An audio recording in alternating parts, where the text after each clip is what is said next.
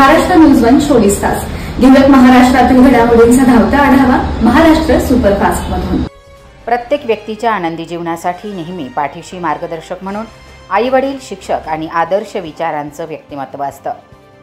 आदर्श विचारांचं व्यक्तिमत्व म्हणजे ज्येष्ठ नागरिक हे नेहमी उत्कृष्ट समाज घडवण्यासाठी मार्गदर्शन करत असतात। असंच एक आदर्श उदाहरण म्हणजे बारामती ज्येष्ठ नागरिक संघ। यामध्ये कार्यरत असणारी कार्यकारिणी आणि उत्कृष्ट मार्गदर्शक तसेच साहित्य, कला, क्रीडा, अध्यात्म, कायदेतज्ञ, शैक्षणिक क्षेत्रातील तज्ज्ञ व्यक्तींचा समावेश असणारं बारामती ज्येष्ठ नागरिक संघ एक आगळं-वेगळं व्यासपीठ आहे। संपूर्ण महाराष्ट्रभर ज्येष्ठ नागरिक संघ काम करत आहे आणि हा संघ एक आदर्श आणि मार्गदर्शक म्हणून काम करतोय। तो कशा स्वरूपात याचाच आढावा घेतलाय आमच्या प्रतिनिधी। ज्येष्ठ नागरिक संघ बारामती याच संघामध्ये ज्या कार्यकारिणी आहेत, जे काही सदस्य आहेत, हे याच्यामध्ये समाविष्ट झालेले जे सदस्य आहेत आणि याच सदस्यांची आपण इथं भेट घेणार आहोत। आज आपण याच कार्यक्रमामध्ये ज्येष्ठ नागरिक संघाच्या माध्यमातून जे काही उपक्रम राबवले जातात, पूर्ण महाराष्ट्रभर जे काही काम केलं जातं, ज्या संघाच्या माध्यमातून जे काम होत असतं, आपण त्यांचे जे सदस्य आहेत आपण त्यांच्याशी इथं चर्चा करणार आहोत। एक त्यांचं मनोगत आपण इथं पाहणार आहोत की ज्येष्ठ नागरिक संघामध्ये जे व्यक्ती काम करतो किंवा त्यांचं कार्य आपण इथं त्यांची पण ओळख आपण आहोत बारामती शहरामध्ये। ज्येष्ठ नागरिक संघ बारामती 1985 साली ज्या संघाची स्थापना झाली आणि तो संघ आजपर्यंत पूर्ण महाराष्ट्रभर कार्यरत आहे। पण हे काम करत असताना जे काही जबाबदार घटक आहेत, जे व्यक्तिमत्व, आपण त्यांच्याशी इथं त्यांची ओळख करून घेणार। प्राध्यापक माधव जोशी सर, आपण त्यांच्याशी इथं ओळख करणार आहोत। त्यांचं नेमकं काय कार्य आहे, ज्येष्ठ नागरिक संघानं त्यांचं मिळालेलं आजपर्यंत योगदान हे नेमकं कशा स्वरूपाचं आहे, आपण याच आपल्या या मुलाखतीमध्ये पाहणार आहोत। सर नमस्कार। नमस्कार। आपल्या चॅनलमध्ये आपलं स्वागत आहे। मला आपल्या माध्यमातून जे ज्येष्ठ नागरिक संघाचं काम आहे किंवा आपला जो प्रवास आहे याबद्दल मला माहिती द्या सर। बारामती ज्येष्ठ नागरिक संघ हा 1985 साली स्थापन झाला। रोटरी क्लब याच्या माध्यमातून हा संघ सुरू झाला। या रोटरी क्लबमध्ये डॉक्टर टी.जी. आंबर्डेकर आणि जीवाबाई कोठारे हे त्याचे सभासद होते। त्यांच्या मनात विचार आला की आपण ज्येष्ठ नागरिकांच्यासाठी काहीतरी करावं आणि त्यांनी ही ज्येष्ठ नागरिक संघाची स्थापना केली। 1985 साली याचं स्वरूप अतिशय छोटं होतं। एक त्यामध्ये साधारणपणे 35 ते 40 लोक त्यात सभासद झाले होते आणि 51 रुपये देऊन सभासदत्व त्यात स्वीकारलं जात होतं आणि कार्य सुद्धा कमी प्रमाणात असायचं। एकत्र येणं, गप्पा गोष्टी करणं, त्यातनं चांगल्या चांगल्या गोष्टींचा अनुभव एकमेकांना सांगलं आणि एकमेकांचं जीवन आनंदी कसं होईल हे त्यावेळेपासून सुरू झालेलं आहे। म्हणजे ज्येष्ठांच्या जीवनात आनंद निर्माण करणं हे सगळ्यात पहिलं महत्त्वाचं उद्दिष्ट आणि यातून हे काम करत असताना पण हे जरी पदाधिकारी सुरुवातीला असले, त्यांनी संघ स्थापन केला, पण त्यांनी अध्यक्ष म्हणून डॉक्टर द.नी. मावळणकर यांना पहिले अध्यक्ष केलं। कार्यकारिणीत ते काम करत होते पण अध्यक्ष त्यांना केलं। त्यांच्यानंतर पद्माताई करंदीकर, आपल्या बापूसाहेब करंदीकर आयुक्त, त्यांच्या आई मातोश्री त्या त्याच्या अध्यक्ष होत्या। त्यानंतर आमचे नागो प्रभुणे सर हे जवळजवळ 11-12 वर्ष अध्यक्ष होते। त्यानंतर जीवाबाई कोठारे 1 वर्ष होते। महिलांना प्राधान्य द्यावं म्हणून सुशीलाताई तिवाटणे अध्यक्ष झाल्या। कॉलेजचे प्राध्यापक निवृत्त व्हाईस प्रिन्सिपल सुर्वे सर, त्यानंतर श्री टोके आणि टोकेच्या नंतर 8 सालापासून मी आज सगळ्यात अध्यक्षाचं काम करत आहे। हा ज्येष्ठ नागरिक संघाचे बारामतीतले खुद्द सभासद 1002 आहेत आणि बारामती ज्येष्ठ नागरिक संघाच्या खाली 16 ठिकाणी आपण संघ स्थापन प्रत्येक गावाला केलेला आहे। माळेगाव, पंधारा, वडगाव हो, वानेवाडी, काटेवाडी, धारगडवाडी सगळ्या ठिकाणी आपले संघ आहेत आणि प्रत्येक ठिकाणी 100 ते 150 सभासद त्याचे आहेत। मळदला मात्र 200 सभासद आहेत। प्रत्येकांच्या त्या ठिकाणच्या लोकांना ते येऊन काम करणार, बारामती लागू नये, तिथले ते काम व्हावेत यासाठी हे संघ सुरू केलेत आणि त्या गावातल्याच लोकांनी गावातल्या लोकांच्यासाठी आनंदाची कामं करायची। जे अडचणी त्यांच्या आहेत त्या अडचणींचं निवारण करायचं, त्यांना शासकीय जी काही मदत असेल ती मदत त्यांना उपलब्ध करून द्यायची, पण त्यांना कुठल्याही प्रकारचा खर्च येता कामा नये आणि ज्याला मेडिकलच्या सुविधा त्या त्यांना उपलब्ध कशा मोफत होतील हे पहिल्यांदा आम्ही पाहिलं जातं। ज्येष्ठ नागरिक संघामध्ये आपला जो प्रवास आहे आणि आपला जो एक कार्यकाळ आहे याच्याबद्दल थोडी माहिती द्या। अगदी सुरुवातीला मी ज्यावेळेस ज्येष्ठ नागरिक संघामध्ये सदस्य झालो, कार्यकारिणीत आलो, त्यावेळेस ज्येष्ठ नागरिक संघाला स्वतःची जागा नव्हती। रिमांड होमच्या जागेमध्ये रिकाम्या वेळात आम्ही त्यांचं संघाचं काम करायचो खाली बसून. आणि असं त्यावेळेस सतरंजा टाकणं, सतरंजा काढून घरी घेऊन जाणं, ही कामं त्यावेळेला आम्हाला करावं लागत होती, कारण आमची स्वतःची वास्तू नव्हती. पण माननीय शरदचंद्रजी पवार आणि अजितदादा पवार यांच्या चॅरिटेबल ट्रस्टने आम्हाला ज्येष्ठ नागरिक संघाची इमारत बांधून दिली. आणि खरं सांगायचं म्हणजे तिथून आमचा उन्नतीचा काळ सुरू झाला. स्वतःची वास्तू आली. आमची लायब्ररी होतीच, पण 300-350 पुस्तकांची छोटी सभासद संख्या कमी होती. नंतर सभासद आम्ही वाढवू लागलो आणि ज्येष्ठ नागरिक संघाचं कार्य लोकांना पटवू लागलं, कारण समाजोन्मुख असं काम आमच्या ज्येष्ठ नागरिक संघाचं होतं. ज्या ज्येष्ठांना वयाची 75 वर्ष झाली त्यांचे सत्कार करणं, घरी जाऊन घरच्या सगळ्यांना बोलवायचं, त्यांचा सत्कार, त्यांचं सन्मानपत्र वाचन करून त्यांचं शाल श्रीफळ लिहून सत्कार करायचं. का तर घरच्यांना कळलं पाहिजे आपल्या आजोबांना बाहेर किती मान आहे, आणि त्यामुळे त्यांना आपण घरामध्ये मानाचं स्थान त्यांचे घरचे देऊ लागले. दुसरी गोष्ट, ज्येष्ठांनी आपल्या घरात कसं वागलं पाहिजे, समन्वय कसा साधला पाहिजे, याच्यावर आम्ही मार्गदर्शन करतो. आणि त्यामुळे प्रत्येक ज्येष्ठाचं घरामधलं असणारं स्थान उन्नतीचं झालं आणि प्रत्येकाला आधारात आनंद देऊ लागले. काही घरांच्या मध्ये असं असतं की काही धार्मिक गोष्टी माहीत नसतात. वय झाल्यानंतर मनुष्याला पूर्वी वृद्ध असा शब्द वापरायचे, पण आता आम्ही त्यांना ज्येष्ठ शब्द. आमचं पहिलं ध्येयवाक्य हेच होतं, आम्ही वृद्ध समाज सेवेसाठी कटिबद्ध. पण आता वृद्ध हा शब्द आम्ही काढून टाकलेला आहे. ज्येष्ठ शासनाने नाव दिलेलं आहे, तेव्हा ज्येष्ठ नागरिक संघ नाव झालं. आणि आज आता ज्येष्ठ नागरिक संघाच्या मध्ये मी अध्यक्ष म्हणून जरी काम करत असलो तरी आमची स्वतःची 3500 पुस्तकांची लायब्ररी स्वतंत्र आहे. सभासदांना फ्री, कुठलाही त्याला मूल्य नाही. 2-2 पुस्तक घरी जाऊन त्यांनी वाचावीत. त्या पुस्तक वाचण्यात वेळ घालवा, घरात लक्ष घालवू नये. आपण घर शांत सुरळीत छान चालतं. त्यानंतर इथं त्यांना चेस आणि कॅरम ह्या 2 गोष्टी ठेवल्यात. विरंगुळा केंद्र म्हणून आम्ही होतो.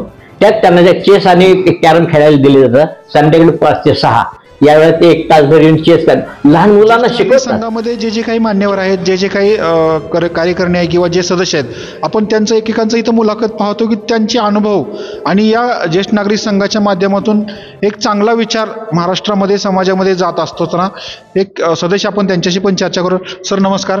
ज्येष्ठ नागरिक संघाचे आपण एक सदस्य आहात, कार्यकारिणीमध्ये आहात, एक जबाबदार घटक आहात. तर याच्यातून ज्येष्ठ नागरिक संघाच्या माध्यमातून तुमच्यावर कोणती जबाबदारी आहे? प्रामुख्याने मी असं सांगेल की मी तुळजाराम चतुर्चंद महाविद्यालयातून 35 वर्ष प्राध्यापक या पदावर काम करून सेवानिवृत्त झालं. आणि माझ्या माहिती, ज्ञान आणि कौशल्य याचा अनुभव या ठिकाणी ज्येष्ठ नागरिकांना मिळावा. तसंच त्यांचे जे काही प्रश्न आहेत, आरोग्याचे प्रश्न असतील, त्यांचा आर्थिक व्यवस्थापनाचा प्रश्न असेल, की याच्यामध्ये किंवा माझा विषय असल्यामुळे की थोडंसं त्यांना सल्ला मार्गदर्शन करावं, एक प्रकारची त्यांना पाठिंबा द्यावं, एक आधार देण्याचं काम करावं. आणि माझं असं मत आहे की प्रत्येक ज्येष्ठ नागरिकांनी एक आनंद यात्री बनावं. खरं तर पाहायला गेलं तर तुम्ही तरुण पिढीबद्दल बघताय, तरुण पिढी आणि ज्येष्ठ नागरिक यांच्यात बराच मोठा एक अंतर तयार होत आहे. परंतु ती तरुण पिढी अशा अवस्थेमध्ये आहे की ती ऐकण्याच्या मूडमध्ये नाही. याच्यासाठी ज्यावेळेस समोरची व्यक्ती बदलत नाही तर आपणच स्वतः बदललं पाहिजे, तो बदल स्वीकारला पाहिजे आणि त्या पद्धतीनं आपलं आर्थिक नियोजन स्वतः केलं पाहिजे. आपल्या आरोग्याची आपण काळजी घेतली पाहिजे. आपण ज्या इमोशन्स आहेत आपल्या, की बऱ्याच वेळा आईवडिलांचा जीव शेवटच्या श्वासापर्यंत त्या मुलामुलीमध्ये अडकलेला असतो, पण त्यावेळेस ते आपल्यापासून दूर होत आहेत. तर थोडंसं व्यावहारिक सत्य आपण त्या ठिकाणी मान्य केलं पाहिजे आणि थोडा आपला विचार आपण केला पाहिजे. हे निश्चित आहे की आपण जे काही लहानपणापासून केलं, त्या मुलांना मोठं होण्यासाठी केलं, त्यांना शिकवलं, त्यांना उभं केलं आणि तो आज तुमच्यापासून लांब जात आहे. अशा काही ज्या ज्येष्ठ नागरिकांच्या वेदना असतात त्यांच्याशी शेअर केलं, एक संवाद साधला. आमच्या ज्येष्ठ नागरिक संघामध्ये विविध प्रकारचे उपक्रम राबवले जातात. त्यामुळे आम्ही एकत्र येतो आणि मग ज्या व्यक्तीला, आज तुम्ही पाहिलं तर कुठल्याही कुटुंबात जा, 4 व्यक्ती असतील तर 4च्या हातात मोबाईल असतो, सोशल मीडियाच्या आहारी गेलेले आहेत, काही संवाद होत नाही. पण ते ज्येष्ठ नागरिक इथे आमच्या संघाच्या कार्यक्रमाला आले तर आम्ही निदान एकमेकाशी शेअर करतो, काहीतरी हसतो, वेगळ्या प्रकारचा एक विरंगुळा त्यांना मिळतो. आणि एकच आहे की थोडासा हाही विचार केला पाहिजे की जसं आपण आपल्याला आपली प्रायव्हसी पाहिजे तशी तरुण पिढीला सुद्धा त्यांची प्रायव्हसी हवी आहे, म्हणून आपणही त्यांच्यापासून काही काळ लांब राहिलं पाहिजे. आणि मग आमचे मित्र, आमचे समजा संघ हा त्या ठिकाणी अत्यंत एक चांगला मार्ग आहे की जो तुम्हाला वेदनेपासून, त्रासापासून, मानसिक विचार प्रगल्भ करण्याच्या दृष्टीनं संघ फार मोठं त्या ठिकाणी काम करतं आहे. आज आमचे सगळे सहकारी येतात, शेअर करतात, हसतात, कोणी गाणं म्हणतं, कोणी कविता म्हणतं, कोणी वेगळ्या प्रकारची उखाणे म्हणतात. आपल्याकडे जे काही आहे प्रत्येकाकडं कला जी काही असेल किंवा जे काही ज्ञान असेल त्याचा संघासाठी त्या ठिकाणी आम्ही उपयोग करतो. आमचा हेतू तोच आहे की प्रत्येक ज्येष्ठ नागरिकाला एक प्रकारे तो जरी आता असं नागरिक म्हणजे साठी त्यांनी गाठली की तो डिपेंडंट बनतो, कुणावर तरी तो आधार काहीतरी मला मिळाव्याचा शोध घेत असतो. आणि आम्ही थोडासा प्रयत्न करतो की नाही, ज्यांनी लहानपणी ठीक आहे मुलांना सांभाळलं, आता मुलांनी त्यांना सांभाळायला हवं, पण मुलं सांभाळत नाही, तर मी पुन्हा एकदा नवीन भरारी घेईल, मी पुन्हा एकदा उभा राहील. आणि यासाठी आमचे ज्येष्ठ नागरिक त्या ठिकाणी मदत करतात. आम्ही वेगवेगळे उपक्रम राबवतो. आणि जसं आता आमचा संघ आहे, आमचा संघसुद्धा आर्थिकदृष्ट्या अत्यंत त्या ठिकाणी व्यवस्थित आम्ही त्या ठिकाणी सभासद घेतो, लोकांकडनं देणग्या स्वीकारतो. आम्हाला वेगळे कार्यक्रम आयोजित करायचे असेल तर प्रायोजक आम्ही त्या ठिकाणी शोधतो. आणि ज्येष्ठ नागरिकांसाठी आरोग्य शिबिर असतील किंवा वेगळ्या प्रकारचे उपक्रम आम्ही राबवतो सुदैवानं. आमचे त्या ठिकाणी आम्हाला जे काही आमच्या FD असतात त्याच्यातून व्याज मिळतं. जसं आम्ही संघाचं आर्थिक व्यवस्थापन बघतो तसं आमच्या प्रत्येक सभासद जो ज्येष्ठ नागरिक आहे त्याला आर्थिकदृष्ट्या कुठं काही गरज आहे का? कारण आज हल्ली असं आहे की आरोग्य विमा हा प्रत्येक ज्येष्ठ नागरिकाचा असलाच पाहिजे, पण त्यांना कसं जोपर्यंत तो आजारी पडत नाही, जोपर्यंत अडचण येत नाही तोपर्यंत त्याचा तितका विचार करत नाही. तर उलट माझं एक आव्हान असेल की प्रत्येक ज्येष्ठ नागरिकानं सगळ्यात आपली काही पुंजी आयुष्यात कमवलेली असेल त्याच्यातून पहिल्यांदा त्याने आरोग्य विमा घेतला पाहिजे. त्यानंतर आपल्या दर महिन्याला जी रक्कम आपल्याला हवी आहे, काही लोकांना पेन्शनही मिळते किंवा वेगवेगळ्या प्रकारच्या गुंतवणुकीत तेवढं व्याज येतं का हे आपल्याकडं आपला ते जो काही शेअर असेल, रिक्वायरमेंट असेल ते ठेवून मग त्यांनी त्याचं यथायोग्य वाटप करायला काही हरकत नाही. कारण दिल्यानं पण सुद्धा समाधान मिळतं, त्यागात आनंद असतो, ही भावनासुद्धा त्या ठिकाणी तुम्हाला जगण्याला पुरेशी असते असं मला वाटतं. हे झालं आपल्या ज्येष्ठ नागरिक संघाच्या या ऑफिसचं. परंतु महाराष्ट्रामध्ये असे काही ज्येष्ठ आहेत की त्यांना गरज आहे, तर अशा तालुक्यामध्ये असे काही ज्येष्ठ नागरिक संघ आहेत का, किंवा त्या लोकांना, त्या ज्येष्ठांना तुम्ही काय सांगू शकताय? निश्चित प्रत्येक गावामध्ये आता आमच्या बारामती परिसरामध्ये पाहिलं तर अनेक ज्येष्ठ नागरिक त्या ठिकाणी संघ स्थापन, आमच्या माननीय अध्यक्षांच्या प्रेरणेने ज्येष्ठ नागरिक संघ स्थापन झालेले आहेत. आणि महत्त्वाचा भाग असा की त्यांना उपक्रम राबवण्यासाठी एक प्रकारची त्यांना आयडिया मिळावी, थोडंसं त्यांना एक पाठिंबा बळ मिळावं. त्यासाठी आम्ही बारामती तालुक्याची एक समन्वय समिती स्थापन केलेली आहे. त्यांच्या मीटिंग घेतल्या जातात, त्यांना त्या ठिकाणी कार्यक्रमाबद्दल मार्गदर्शन केलं जातं, त्यांनी बोलवलं तर त्यांना सहकार्य दिलं जातं. आणि उद्देश असा आहे की आता समजा आमचा बारामतीचा तालुका महाराष्ट्रामध्ये निश्चित एक आदर्श ज्येष्ठ नागरिक संघ आहे. मग आमचे जे उपक्रम आहेत, आमचे अध्यक्ष असतील, सचिव असतील, आमचे कार्यकारिणी सदस्य असतील, हे जे काही योगदान देत आहेत तर ते लोकांपर्यंत गेल्यानंतर त्यांना आम्ही एक इन्व्हाइट करतो की तुम्ही या, इथं आमचं कामकाज बघा. तुमच्या रेकॉर्ड्समध्ये, अकाउंट्समध्ये, फायनान्शियल मॅनेजमेंटमध्ये किती पारदर्शकता आहे. कारण जिथं पारदर्शकता आहे, जिथं कुठल्याही प्रकारचा स्वतःचा स्वार्थ नाही, निस्वार्थ बुद्धीनं ज्यावेळी तुम्ही एखादं काम करता त्यावेळेस त्या मिळणारा तुमचा आनंद वेगळा असतो. आणि निश्चितच किंवा आम्ही या लोकांना सांगू शकतो की बाबा आपल्याकडे जे काही पीडित असेल त्यांची नेमकी अडचण काय ते समजून घेणं. बऱ्याच वेळा असं असतं की ज्येष्ठ नागरिक हे मुलांबद्दल, कुटुंबियांबद्दल तक्रार करतात. संघामध्ये आपण काम करतात, एक आपला काय अनुभव आहे? ज्येष्ठ नागरिक संघात बऱ्याच दिवसापासून मी सदस्य म्हणून आहे.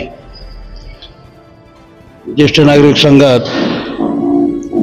इथं पोलीस खात्याचे लोक येतात, कोर्ट त्यांचे वकील येतात, ते व्यवस्थित आम्हाला माहिती देतात की काय कायद्याची वगैरे अशी माहिती देतात. परंतु ज्येष्ठ नागरिक संघात जे ज्येष्ठ आहेत ते याचा फायदा घेत नाहीत. मला तरी असा अनुभव येतोय. येणारी जी तरुण पिढी आहे याला आपण काय सांगू शकताय? येणारी तरुण पिढी हे आमच्यापासून लहान असतात आणि आम्ही काय सांगू ते ऐकतीलच असं 100% गृहीत धरता येणार नाही, कारण ते ह्या कानाने ऐकणार आणि ह्या कानाने सोडून देतात. त्यामुळं त्यांना जास्त बोलण्यात अर्थ आहे असं मला तरी वाटत नाही. परंतु परिस्थिती अशी निर्माण होती की आईवडिलांनी त्यांना शिक्षण दिलेलं असतं, पण ते शिक्षण आईवडिलांनी किती कष्ट करून दिले ह्याची त्यांना अजिबात जाणीव नसते आणि त्या पद्धतीने ते आईवडिलाला अजिबात हे माझे आई हे माझे वडील आहे तर ते एखाद्या बाहेरच्या माणसाला तर सांगतात हे गडी बघा. याच्यातून आपण काय सांगू शकता, काय केलं पाहिजे तरुण वर्गाने किंवा आताची पिढी आहे आणि कसं वागलं पाहिजे? त्यांनी आईवडिलांना सांभाळलं पाहिजे. आईवडिलांनी कष्ट करून त्यांना शिक्षण दिलेलं असतं, परंतु त्यांचं ती उपकार करायचं ते अपकारच करत चालतात. काय ठिकाणी तर आईचं आणि वडिलाचं दोघांचं बोचकं बांधायचं, ते कपड्याचं काय असेल ते बाहेर फेकायचं आणि त्यांना हाताला वळून ढकलून द्यायचं, तुम्ही जावा, तुमचं काय संबंध नाही, इथं यायचं नाही पुन्हा. अशी परिस्थिती काय ठिकाणी आहे.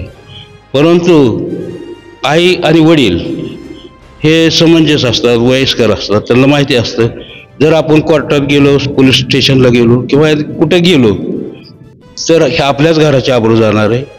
त्यामुळं ते जायचं का नाही असं दोघांचा विचार होतच नाही, अशी परिस्थिती निर्माण होते.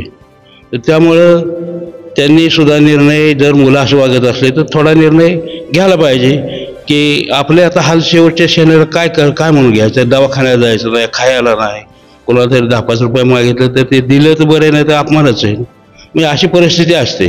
परंतु हे असली परिस्थिती असली तरी आईवडिलांना घराचं एक पावित्र्य राखण्यासाठी ते जास्त काय रिक्स घेत नाहीत, असं तरी माझ्या अनुभवाला आलेलं आहे.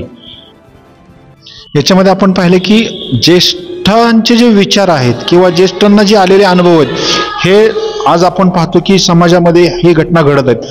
त्याचाच अनुकरून हा विचार करून प्रत्येकाने तसं वागलं पाहिजे, कारण हा विचार प्रत्येकासाठी आहे की जो मानव पिढी असेल, जे कुटुंब असेल, त्या कुटुंबाला प्रत्येकाने या गोष्टीचा विचार करूनच इथून पुढे जीवन जगलं पाहिजे. मी इथं बरेच वर्ष काम करतो तर त्यांना बऱ्याचशा लोकांना माहिती असतं. आम्ही जनरल वार्षिक मिटिंग वगैरे घेतो, त्यात लोक बरेचसे येतात, पण ज्या लोकांना घरात त्रास आहे असे लोकसुद्धा इथं तक्रार घेऊन काही यायला तयार नाहीत.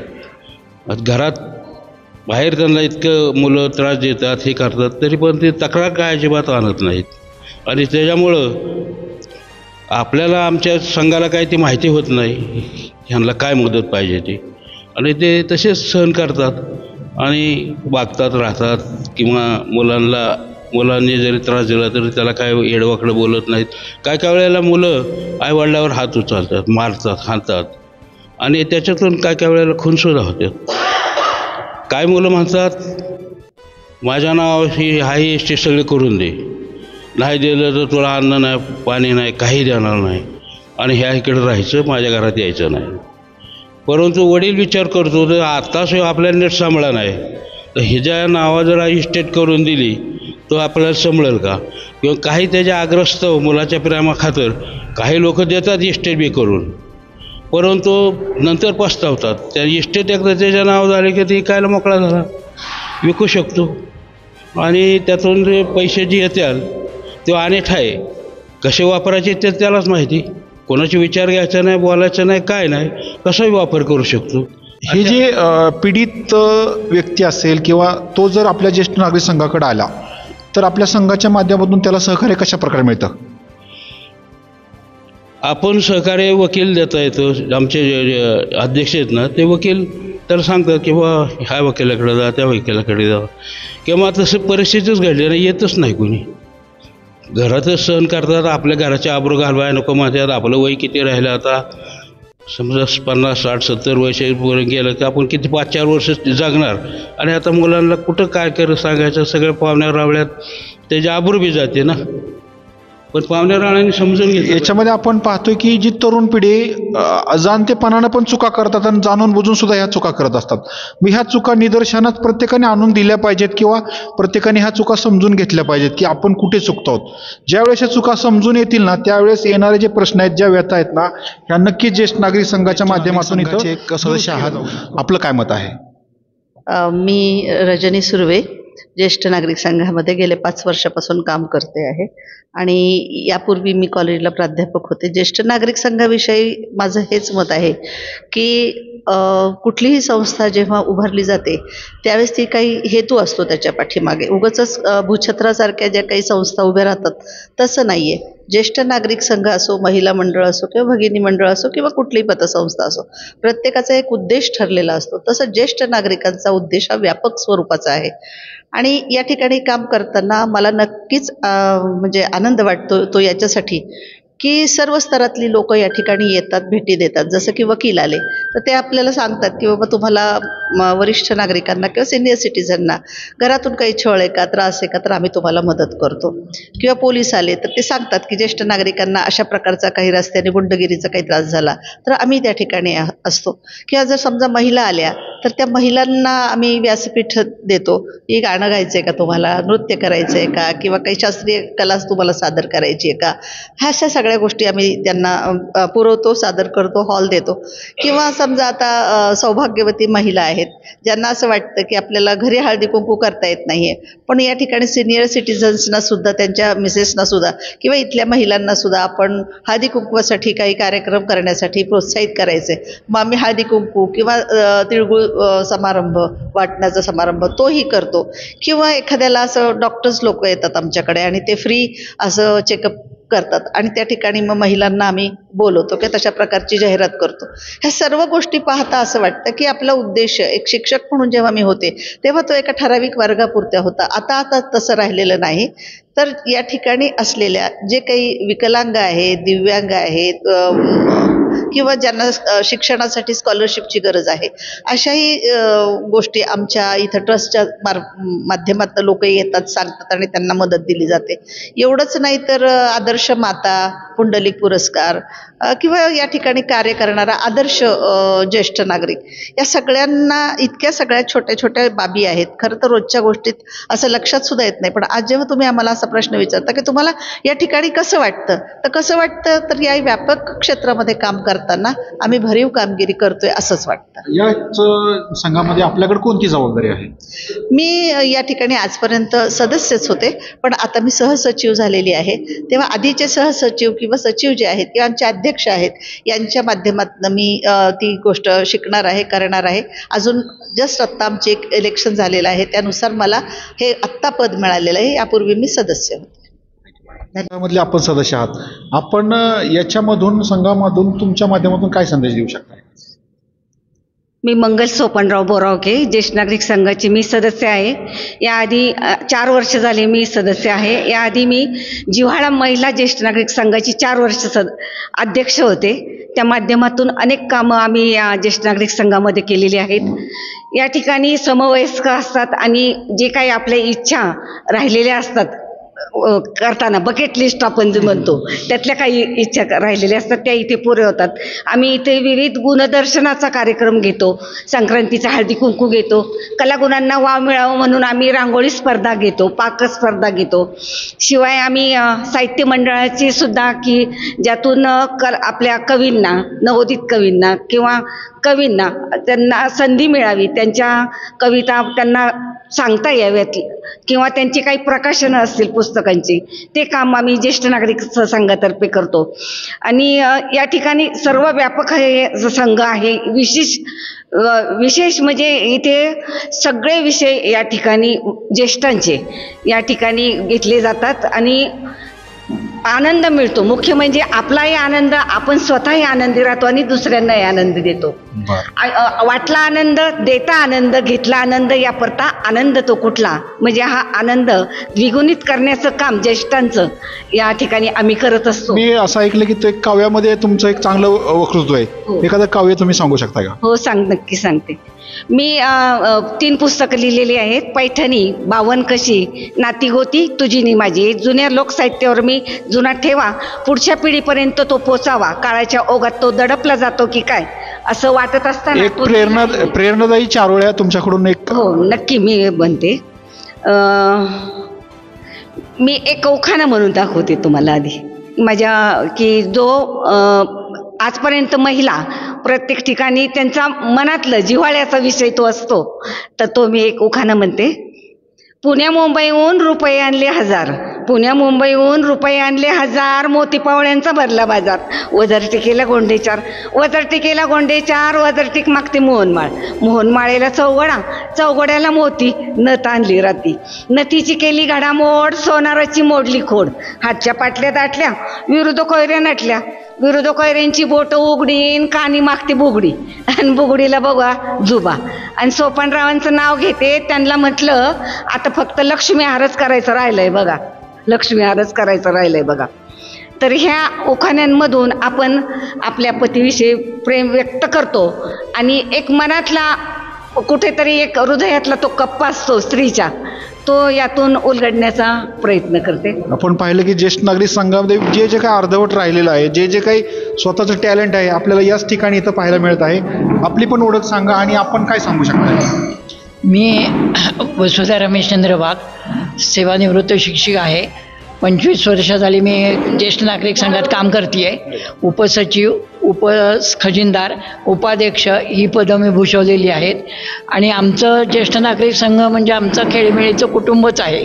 त्यामुळं त्या कुटुंबामध्ये आमच्याकडे महिन्यातनं 2 रविवार, पहिला दुसरा रविवार आणि चौथा रविवार वेगवेगळे कार्यक्रम असतात. कधी कीर्तन महोत्सव असतो, राष्ट्रीय कीर्तनकार, आध्यात्मिक कीर्तनकार, आणि मी स्वतः प्रवचनकार आहे, त्यामुळं मी प्रवचनही करते. आणि आमच्या ज्येष्ठ नागरिक संघामध्ये वेगवेगळे कार्यक्रम साजरे केले जातात.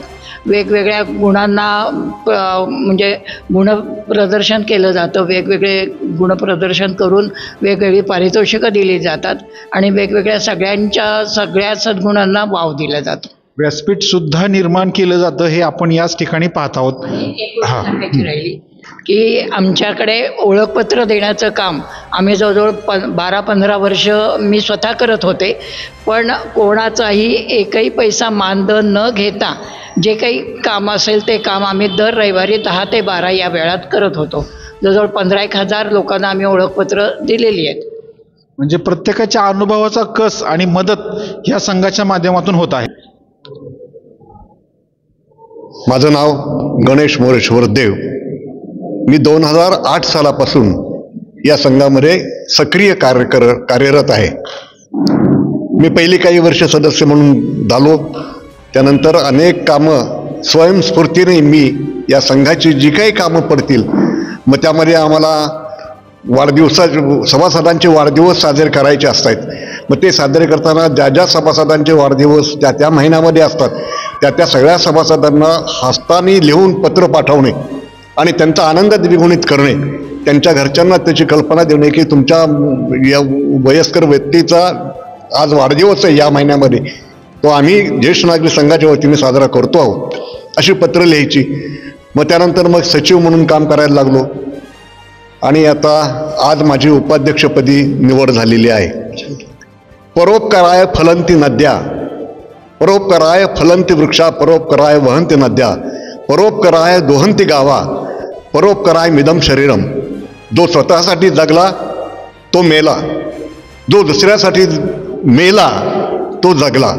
या एका ब्रीदवाक्यानुसार आम्ही या ज्येष्ठ नागरिक संघामध्ये काम करतो.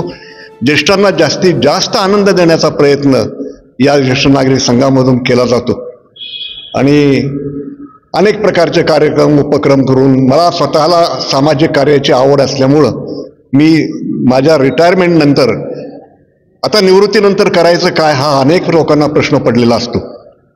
त्यामध्ये खरं पाहिलं तर आता ही आत्ताची सध्याची परिस्थिती इतकी वाईट आहे की महागाई, आर्थिक झळ, आणि रोगराईनी रोग हे सगळं जग तर व्यस्त झालेलं आहे, त्रस्त झालेलं आहे.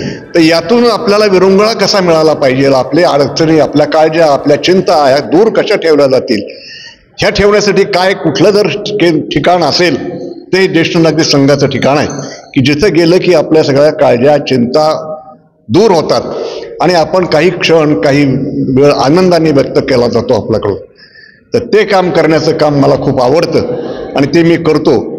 काही करमणुकीचे कार्यक्रम होतात, गाणी म्हणण्याचा कार्यक्रम असतो, काही असतं, मग त्यामध्ये सहभाग घेतो आणि आपल्याला आनंद मिळवायचा हेच आहे, पण आपल्याबरोबर इतरांनाही आनंद द्यायचा आहे, आपल्या इतक्या वयाच्या असलेल्या ज्येष्ठ नागरिकांनाही आनंद द्यायचा आहे आणि त्यांच्या जीवनामध्ये सुगंध फुलवायचा आहे.